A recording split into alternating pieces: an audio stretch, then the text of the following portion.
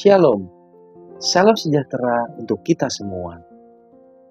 Bapak Ibu, serta saudara-saudari yang terkasih.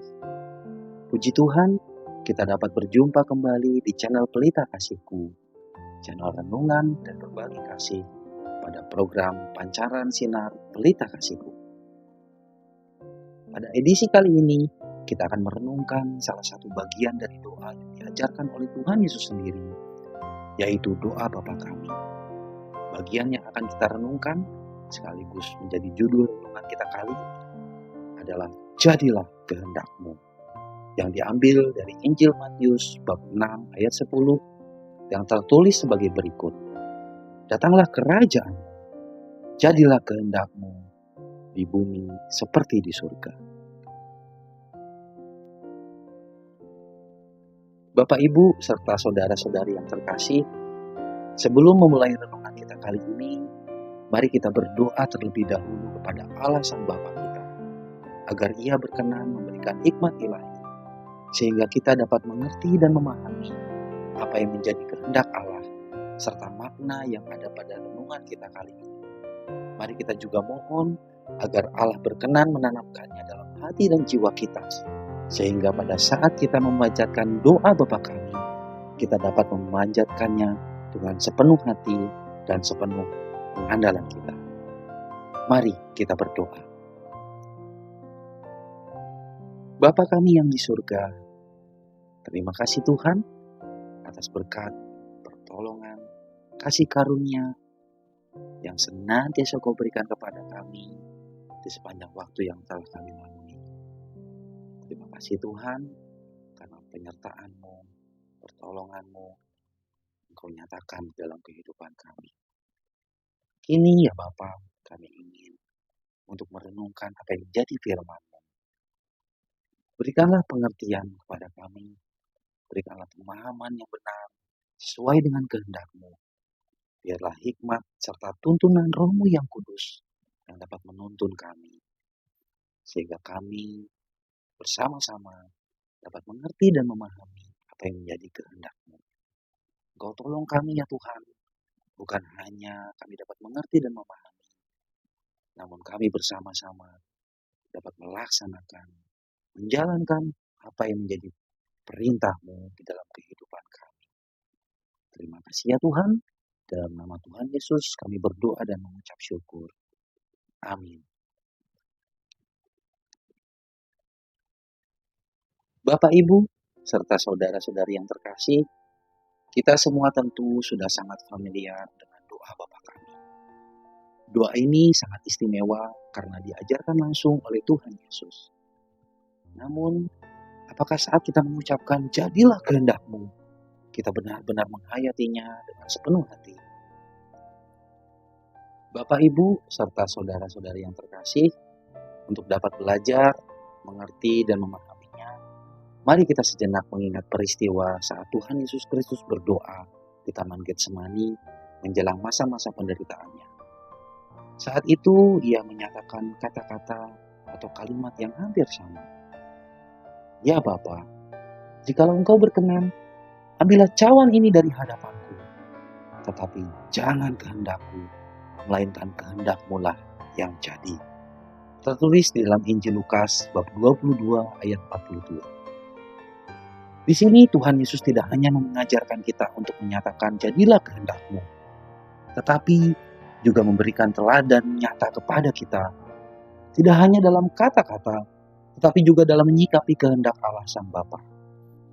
Selain itu, Tuhan Yesus juga menunjukkan, mengajar, dan memberikan beberapa teladan yang hendaknya juga dapat kita nyatakan saat kita mengatakan, jadilah kehendak-Mu.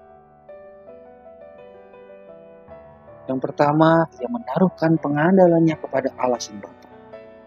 Yang kedua, ia mampu merendahkan diri di hadapan Allah. Yang ketiga, ia menunjukkan kemenurutannya kepada Allah. Yang keempat, ia menunjukkan kesetiaannya kepada Allah. Dan yang kelima, ia menunjukkan kasihnya kepada Allah. Itulah beberapa teladan yang tercermin dari apa yang dinyatakan Tuhan saat ia berdoa di Taman Getsemani dan mengatakan, tetapi jangan kehendakku, melainkan kehendak-Mu lah yang jadi. Lantas bagaimana dengan kita ketika kita menyatakan, jadilah kehendak-Mu?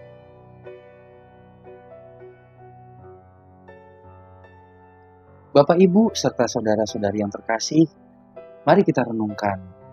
Ketika kita berdoa dan menyatakan, jadilah kehendak-Mu, biarlah itu benar-benar menjadi ungkapan iman, kepercayaan, dan pengandalan kita kepada Allah. Pengenalan dan pengakuan akan kemahakuasaan Allah, keagungannya, dan kemuliaannya, mendorong pemazmur dapat menyatakan sebagaimana yang tertulis dalam kitab Mazmur bab 135 ayat ke-6. Tuhan melakukan apa yang dikehendakinya di langit dan di bumi, di laut dan di segenap samudera raya. Pemazmur percaya bahwa segala yang direncanakan dan dikehendaki Allah adalah baik adanya. Dan para malaikat memenuhi, melakukan, dan memastikan apa yang dikehendaki Allah dapat terlaksana dengan sempurna. Bagaimana dengan kita? Apakah kita juga dapat mengenali dan mengakui Allah Sang Bapa sebagai Allah yang Maha Kuasa, Allah yang Maha Agung, dan Allah yang Maha Besar? Apakah kita dapat mengenali dan mengakui apa yang direncanakan dan dikehendaki Allah adalah baik bagi kita? Saat ini kehendak Allah dinyatakan kepada kita melalui Tuhan Yesus. Ia menyatakan dan mengajarkan apa yang menjadi kehendak Allah kepada kita. Ia ingin agar kita dapat menggenapinya dengan sempurna. Lantas, apa yang dikehendaki Allah yang dinyatakan melalui Tuhan Yesus?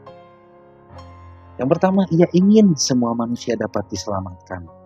Tertulis dari surat Timotius yang pertama, bab 2 ayat 3-4. Dan dapat bersama-sama dengannya selama-lamanya. Tertulis di dalam Injil Yohanes bab 17 ayat 24. Yang kedua, ia juga ingin agar kita percaya kepada Yesus Kristus. Ini berarti kita harus mengandalkannya tanpa harus melihat dan memahami segala sesuatu.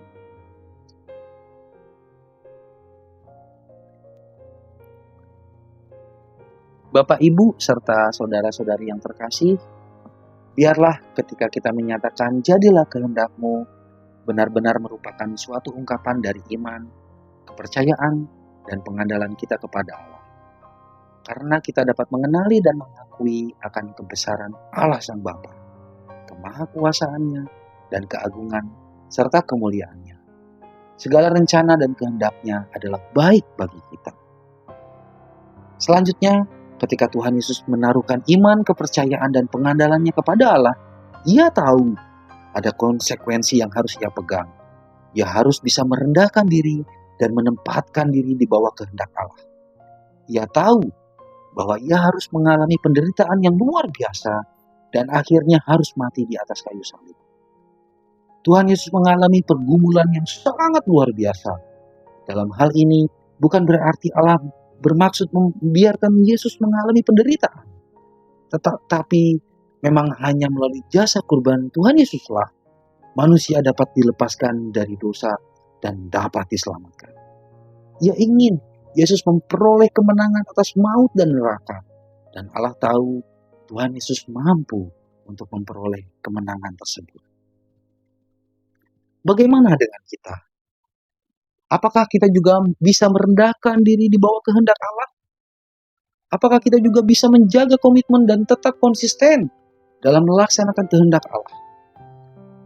Lalu Yesus berkata kepada murid-muridnya, setiap orang yang mau mengikut aku, ia harus menyangkal dirinya, memikul salibnya, dan mengikut aku. Tertulis di dalam Injil Matius bab 16 ayat 24. Bapak, Ibu, serta saudara-saudari yang terkasih, tidak bisa dipungkiri ketika kita mengikut Tuhan Yesus, kita tidak dibebaskan dari berbagai macam kesulitan dan permasalahan di dunia ini. Bahkan ada beberapa di antara saudara-saudari kita yang harus mengalami kemalangan dan penderitaan yang tidak hanya berat, tapi juga berkepanjangan. Apakah kita bisa tetap merendahkan diri? Dan apakah kita masih bisa tetap konsisten dalam pengikutan kita ketika kita juga mengalami hal yang sama? Itu semua tergantung kepada kita masing-masing. karena Allah memberikan kepada manusia kehendak bebas untuk menuruti kehendak Allah atau tidak. Tetapi sebagai anak-anak Allah, marilah kita tetap berusaha untuk menempatkan diri kita di bawah kehendak Allah. Allah kita adalah Allah yang penolong.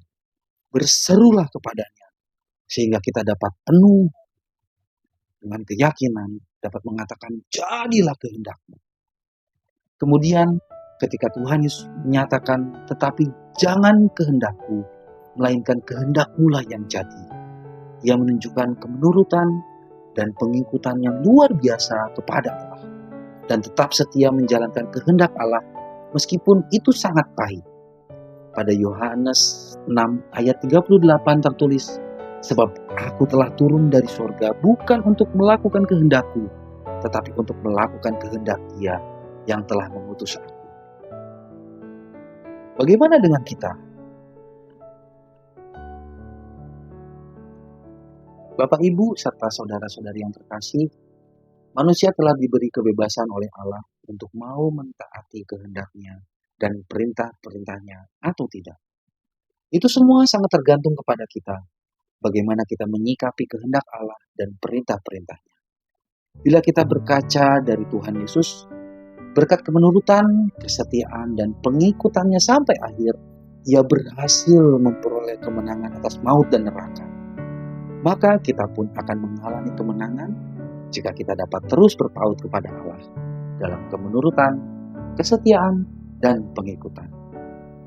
Teladan terakhir yang ingin kita lakukan dalam konteks ini adalah kasih Yesus kepada Allah Sang Bapa.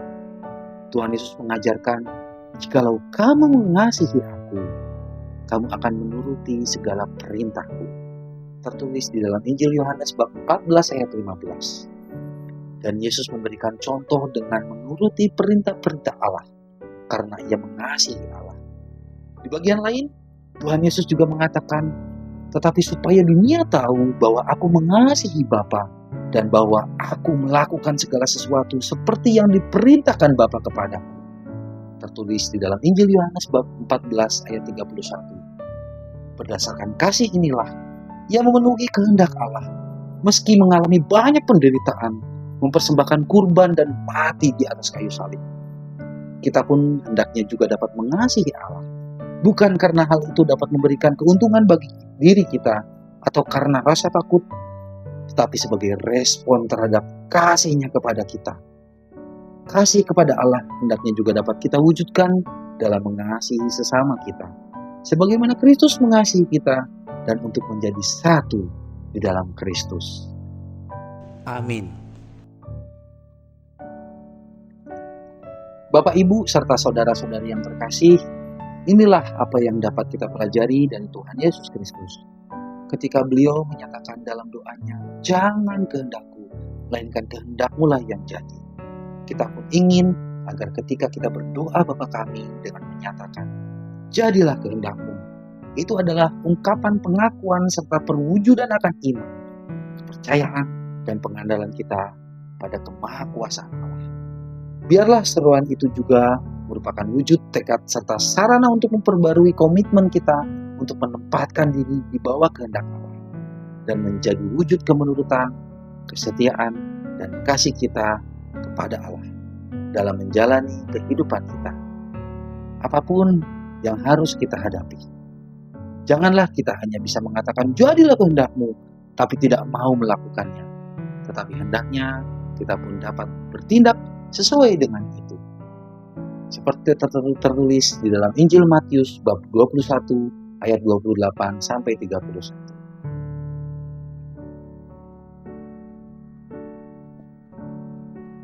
Bapak, Ibu, serta saudara-saudari yang terkasih, demikianlah renungan kita kali ini.